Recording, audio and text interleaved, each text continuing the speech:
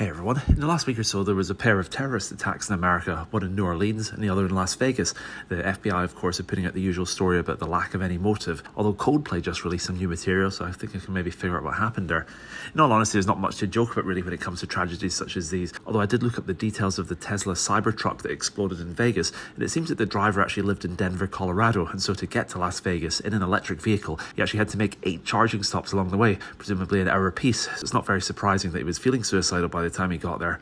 I jest, of course, it's all just part of the wonderful, quote, diversity of modern life and the religion of peace, by which I mean there's a piece of foot over there, a piece of arm up by the window, etc. And if you think we should maybe just vet the people or at least deport the ones convicted of horrific crimes and just remember that you're part of the problem somehow. Apparently somebody took that rhyme about how sticks and stones will break your bones but words will never hurt you and decided that the frivolity of sticks and stones should be extended to knives and guns, but also that the words part should require a custodial sentence. It's the sort of legal gymnastics. It reminds me of that joke about how in the Bible God created snakes before lawyers because he wanted some practice. On this subject, I guess, in the UK, 2 people were recently released after 6 months for killing a 14-year-old with a machete in Ellswick, whilst 2 others, Tyler Kay and Jordan Parler, were given 20 months in prison for social media posts. It's worth bearing in mind that Keir Starmer used to be the Director of Public Prosecutions and is now publicly ruled out ever having an inquiry into the ghastly Rotherham abuse scandal and subsequent police and government cover-up, on the grounds that it might stir up a bit of racial tension if people found out that the police had deliberately allowed it to continue happening for year after year.